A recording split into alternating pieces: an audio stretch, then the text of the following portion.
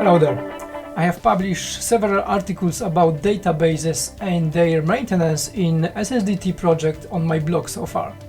One of the posts explains step by step how to import a database from a production environment and thus create SSDT project. In this video, I will show you how to set up build and release pipeline in Azure DevOps so we could deploy and publish database SSDT project to our target SQL Server instance incrementally. Let's do it. Okay, let's open our Azure DevOps portal where we have two pipelines. At the beginning we need to create build pipelines. And so my source code will be going from my GitHub repo. So let's create new pipeline. And I'm going to use classic editor here, and one of the sources I can use is GitHub, which I'm choosing here. So I already have configured connector to the GitHub, to my GitHub repository, and I'm going to choose this one. And then I need to select one of the repository present in there. Master is my default branch, and then I'm going to use the template for .NET Desktop application. But I don't need all of these tasks here, so I'm gonna delete some of them. So here I'm going to remove all the steps that I don't need, and I'm going to left only 3 of them, where the first step is build my solution. So where's the location for my solution file? Recently this has been changed, and now the path for the solution is in the pipeline definition. So as you can see here, there's a field, and you can change and be more precise and point it out to the specific file only one. Obviously you can build more solution in one step. Okay, so this step allows us to build selected solution, which obviously contains might contain more files, more project than one. Okay.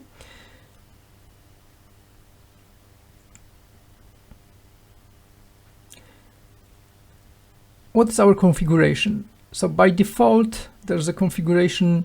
This configuration field use the variable, which is by default value like release.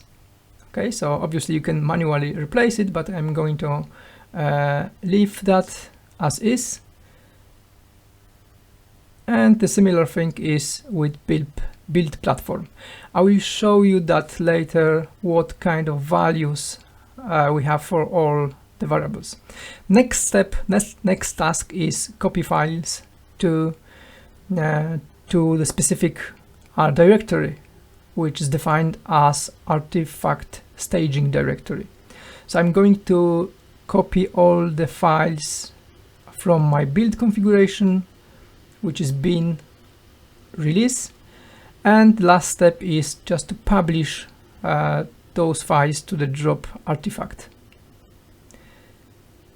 When everything is ready, we can save this as a new build, but let's rename our build first. When we rename our build, then we can save and also queue this, which means the build will be run. The build will be executed and run all the steps that we defined. Okay, let's do it then. So when we run it, our Azure pull pipelines looking for the new available agent, and when it finds it, it's starting executing all the tasks that we defined in our build pipeline. Okay, so I can see our agent is hosted agent, which means is agent in Azure, and you can observe all the actions and the log currently is doing.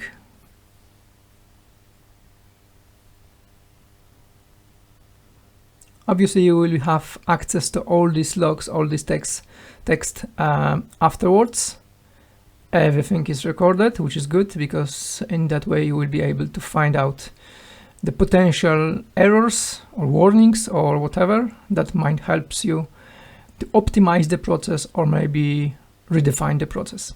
Okay, when everything is finished, we can see that all the steps has been finished successfully.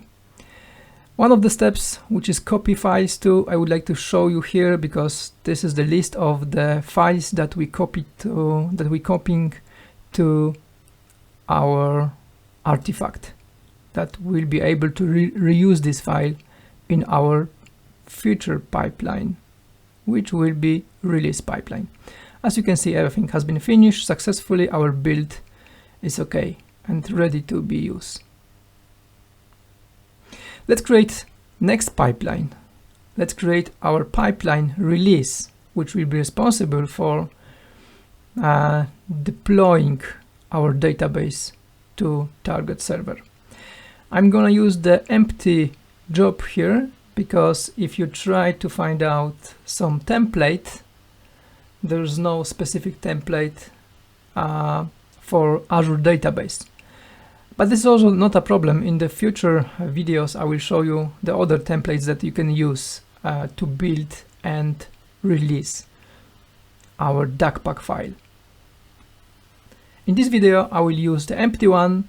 That means I will not use any templates and create empty job here.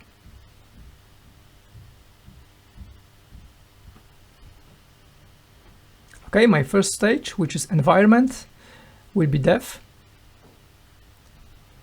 My build artifact will be selected from by name.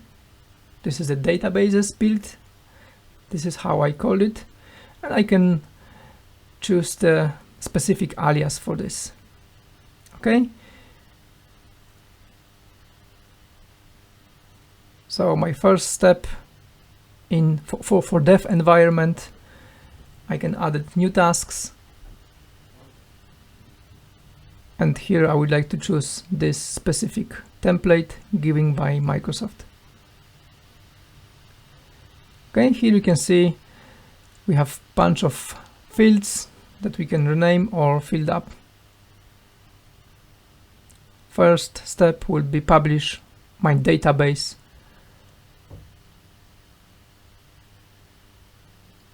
Which is Azure, which is AdventureWorks 2014, and I'm choosing the target subscription I will be deploying to.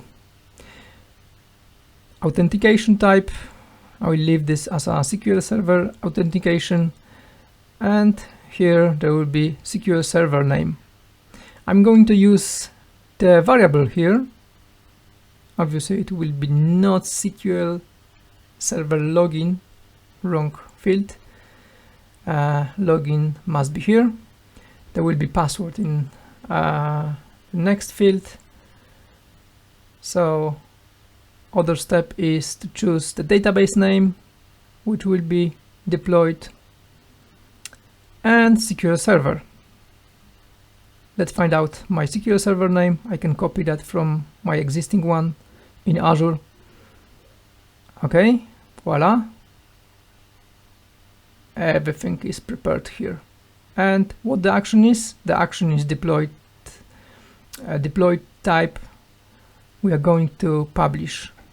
And also we need to choose the specific DACPAC here.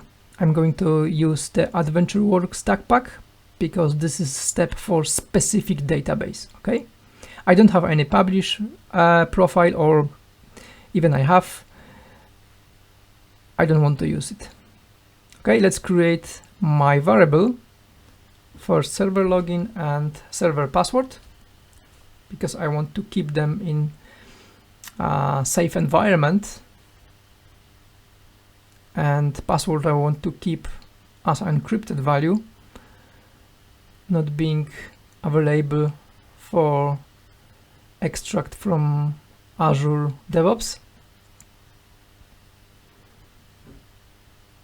And this is it basically. from the variables point of view. We can add also the server name,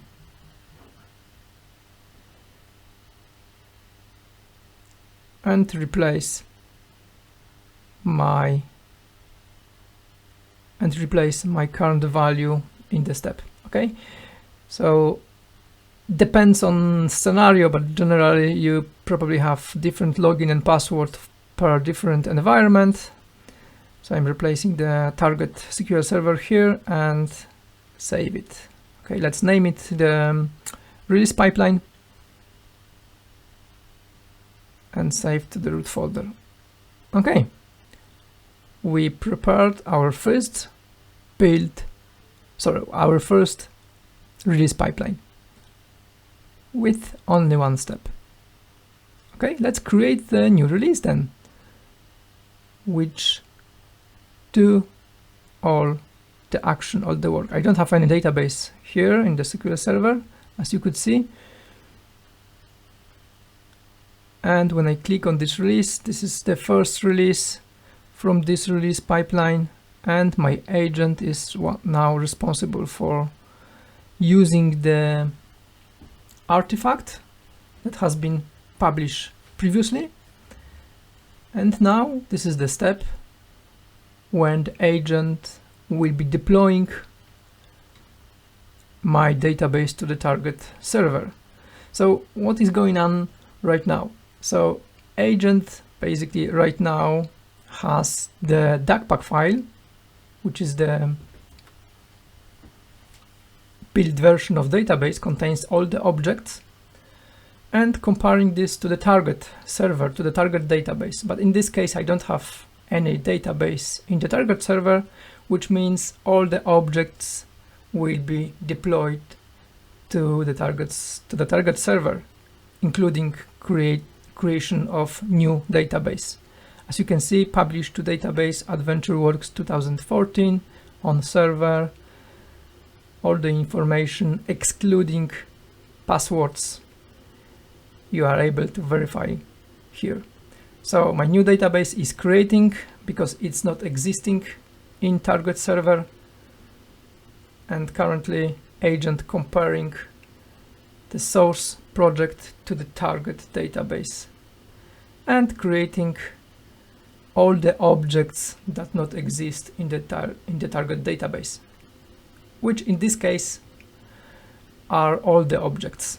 Okay, so there's a schema, tables, views, store procedures, and depends on the size of the database and how many objects need to be changed or added. This might take from few seconds up to few minutes. As you can see, I've skipped few minutes here to not wasting our time.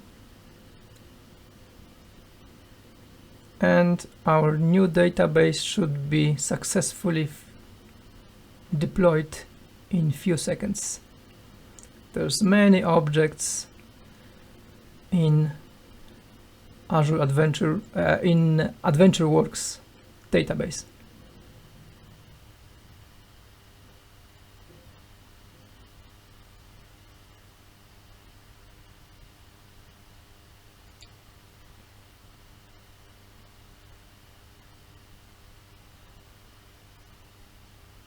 Okay, and all done. Here there's an initialize job, that the step that can show you all the variables defined for the for this release, so you can reuse them. And here you can see my own variables that I defined for this deployment. You can also reuse the other system variables in any steps. Okay, here's my download artifact step, and this is my publish step. My publish tasks contains all the logs that we have seen previously. That's it. My first release successfully finished, which means I should have new database in my server. Okay, but let's configure another thing pretty useful. what if we change something in our code, the developer sent and push the changes, I would like to automatically build my database, which means I need to enable continuous integration. In that case, every single change has been pushed to the master branch will trigger my build pipeline. Okay, let's double check that. I'm opening my database solution now in Visual Studio. And let's change one of the existing table by adding one new column. Okay, I'm going to add one new column to the existing table to double check if when I push the changes to the Git repository, if my build will be automatically triggered. Okay, I'm adding the new column called 2 here, and let's push this change to master branch. Obviously, this is not recommended way. This is not recommended target branch for developers, but this is for demo purposes. Okay, let's have a look if our, as you can see, there's the change in my Git repo. This is what has been changed. And let's have a look if the new build, yes, there's new build here, triggered automatically by me. Okay, and you can see the last comment in this change, in this pull request. Okay, we can have a look on the current build as well by clicking in this. So currently our solution is building by agent. So exactly the same scenario like previously, but this time the process has been run automatically because we enabled continuous integration in our build pipeline. So let's add another environment to our release pipeline then. Let's say that our secondary environment will be test environment or UAT environment. So I'm going to edit this release pipeline, and I'm cloning existing stage to the new one, changing the stage name, which will be my test environment, and then I can edit the new instance of the steps, which basically in my case will be simple one. I'm just changing the target database name, but obviously in your case probably there will be separate server name. As you can see here, it automatically has been created some variables previously defined that only in specific scope. So now I have the same values, the same variables for my second scope, which is test environment. So if you need, you should change it. In my case, I have the same server name, but probably you should create separate server name per environment. Okay, so let's create new release then. As you can see, I have 2 environments, 2 stages, and let's deploy the changes to both environments one by one. As you probably guessed, in our dev environment there will be only one small change. Means we should add only one new column that has been added in our database project. Okay, let's double check that if this is actually happened.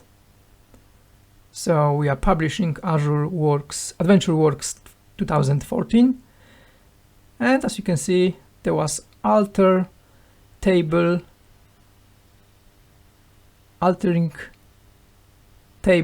ABC, which is true. Basically, we've changed this table by adding new column. Good. That was pretty simple and quick one, as you can see. Still took almost 1 minute. And the new environment is test1, and this will create the database from the scratch, because we haven't had this database on our target server yet. So this will take longer period of time than previous step. As you can see, both of these databases has been updated or deployed, and both stages finished successfully. That's cool. Our second release has been completed successfully. Fantastic. That was our goal, to create from scratch new build pipeline and release pipeline to compile our database solution or database project, and then release it, publish it to our target SQL Server instance. Obviously, that was very simple example how to do that with a minimum number of steps. In the next videos, I will show you how to extend it by adding more features. Stay tuned.